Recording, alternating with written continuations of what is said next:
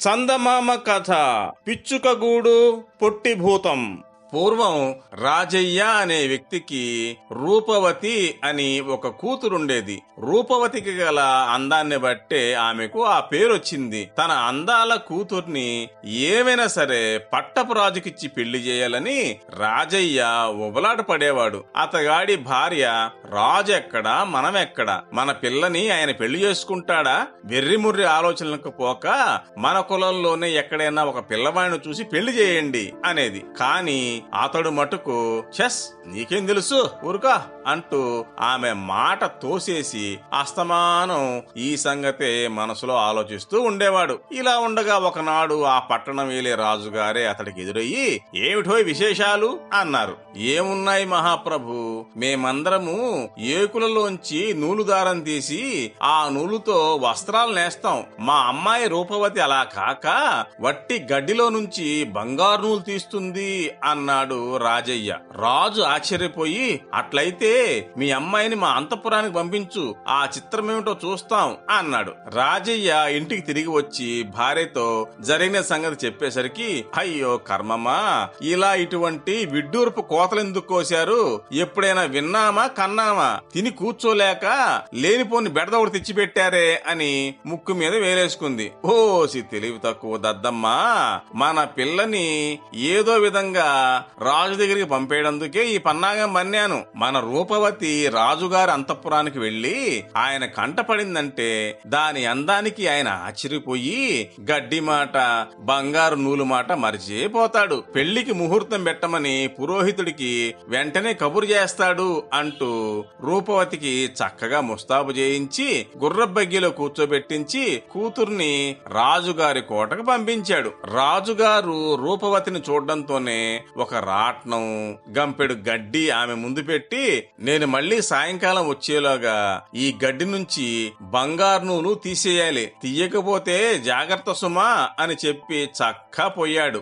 రూపవతికి ఏం చెయ్యాలో తోచింది కాదు. తిని కూర్చోకుండా నా తండ్రి ఇలాంటి ఉపద్రవం తెచ్చిపెట్టాడేమిటి, ఇప్పుడేం చేసేది, ఈ సమయంలో నాకు తోడుపడేవారెవరు అని తలచి దుఃఖించింది. అంతలోనే 3 అడుగుల పొట్టివాడొకడు కిటికీలో నుంచి లోపలికి దూకి వచ్చి, అమ్మాయి నేను నీకు సాయం చేస్తాను, భయపడకు అన్నాడు.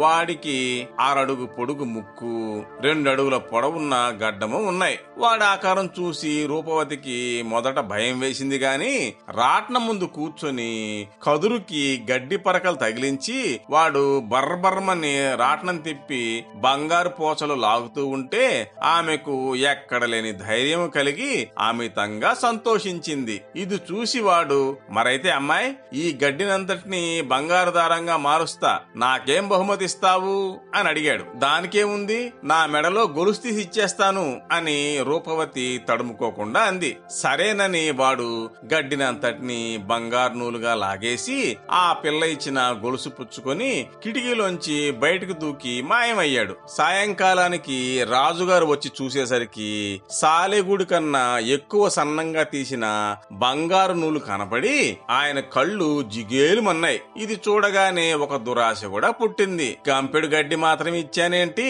పొలాల నిండా బోలెడు గడ్డి మేట్లుంటేను అనుకొని రాజు ఈ మారు ఒక మేటుడు గడ్డి తెప్పించి తెల్లవారేలోగా ఇదంతా బంగారు దారంగా తీసేయాలి, లేకపోతే చూసుకో అని హెచ్చరించి వెళ్లిపోయాడు. ఆమె తలుచుకోవడమే తడవుగా పొట్టివాడు చక్కా వచ్చి, సరే ఈ మేటుడి గడ్డి నుంచి కూడా బంగారు నూలు తీసేస్తాను, మరి నాకేమిస్తావు అని అడిగాడు. అబ్బాయ్ ఈ ఉంగరం తప్ప నా దగ్గర ఇంకేం లేదు, కావలిస్తే ఇది తీసుకో అంది రూపవతి. ఆ పిల్ల కళ్ళు మూసుకుని తెరిచేలోగా బర్రబర్మని రాట్నం తిప్పి మేటిడి గడ్డిని దారంగా మార్చి పెట్టాడు. ఆమె వేలికి ఉండే ఉంగరాన్ని చేతిలో పడేసుకుని పొట్టివాడు మాయమయ్యాడు. తెల్లవారు వచ్చి చూడగా రాజు ఆశ్చర్యానికి అంతు లేకుండా పోయింది. ఇలా తన గడ్డి అంతా బంగారం కావడం చిత్రంగానే బాగానే ఉందనుకుని పొంగిపోయి ఈ మాటు 3 మేట్ల గడ్డిని ఆమె ముందు పెట్టించాడు. ఇదంతా చూసేసరికల్లా రూపవతికి ప్రాణం విసికి ధైర్యంతో, ప్రభు ఇంకా ఎన్నాళ్ళిలాగా దారం తీయాలి అని అడిగేసింది. ఇలా అడిగినందుకు రాజుగారికి కోపం రాలేదు. ఇప్పుడు ఆయనకి రూపవతి అంటే చాలా గౌరవం, ప్రేమ పుట్టుకొచ్చాయి. అందుకని ఈ 3 మేట్ల గడ్డి తీసేయి చాలు అని చెప్పి చక్కా పోయాడు. రాజు వెళ్లడంతోనే మళ్లీ పొట్టివాడు వచ్చి, ఇదే కాదు, మీ రాజు రాజ్యంలో ఉన్న గడ్డినంతటినీ బంగారంగా మార్చేసి పశువులకి గడ్డి లేకుండా చేయగలను, మరి నాకేమిస్తావు అని అడిగాడు. ఏమీ చెప్పలేక రూపవతి కన్నీళ్లు కారుస్తూ, నా దగ్గర ఇంకేమి లేదే అంది. అప్పుడు పొట్టివాడు, ఈ గడ్డినంతటినీ బంగారంగా మారుస్తా, రాజు వచ్చి చూసి మెచ్చుకొని నిన్ను పెళ్లి చేసుకుంటాడు, ఏడాది కల్లా నీకు కొడుకు పుడతాడు, ఆ కొడుకును నాకు ఇస్తానంటే నీకు నూలు తీసి పెడతాను అన్నాడు. రాజు నన్ను పెళ్లి చేసుకుని నాకు కొడుకంటూ పుడితే కదా వీడికి నేను ఇవ్వబోవటం, ఇప్పటికీ గండం గడిస్తే అప్పటి మాట చూసుకోవచ్చు అనుకుని రూపవతి ఒప్పుకుంది. ఆమె కళ్ళు మూసి తెరిచేలోగా గడ్డంతా బంగారు నూలై పడి ఉంది. పొట్టివాడు మాయమయ్యాడు. రాజు వచ్చాడు, నూలు చూశాడు, బ్రహ్మానంద భరితుడయ్యాడు. ఆ రోజునే రూపవతిని వివాహం చేసేసుకున్నాడు. రూపవతి రాణి అయిన ఏడాదికి పున్నమి చంద్రుడు లాంటి కుమారుడు పుట్టాడు. 21వ నాడు పిల్లవాణ్ణి తొట్టిలో పెడతారనగా పొట్టివాడు ప్రత్యక్షమై, రాణి నీ కొడుకుని తీసుకెళ్లడానికే వచ్చాను అన్నాడు. ఆమె గుండె గుబేలు మంది. వాగ్దానం మాట జ్ఞాపకమే లేదు. ఆమె జాలిగా, అయ్యా నా ముద్దు బిడ్డనిమ్మంటే ఎట్లా, బదులుగా మరేమన్నా కోరుకో అంది. పనికిరాదు, బిడ్డడే కావాలి అని పొట్టివాడు పట్టుబట్టాడు. చేసేది లేక రాణి, పోని పిల్లవాణ్ణి ఒక ఏడాది పాటు నా వద్ద పెరగనియ్యి, ఆ తర్వాత తీసుకెళ్దుగాన్లే అంది. సరే అని పొట్టివాడు మాయమయ్యాడు. ఏడాది పూర్తయ్యేసరికి పొట్టివాడు మళ్లీ ప్రత్యక్షమై, తే పిల్లవాణ్ణి అన్నాడు. రాణి, అయ్యో బిడ్డ ఇప్పుడిప్పుడే పాకడం నేర్చుకున్నాడు, కాస్త తప్పటడుగులు వేస్తుంటే చూడాలని ముచ్చటగా ఉంది, మరొక్క ఏడాది పోనీయి అంది. సరే అని వెళ్లిపోయి పొట్టివాడు సరిగ్గా మళ్లీ ఏడాది నాటికి సిద్ధమయ్యాడు. బిడ్డడి ముద్దు పలుకులు వినకుండా ఎలా ఇచ్చేయను, మరొక్క ఏడాది పోనీయి అంటూ మళ్లీ ఒకసారి బతిమలాడింది రాణి. ఈసారి పొట్టివాడికి కోపం వచ్చింది.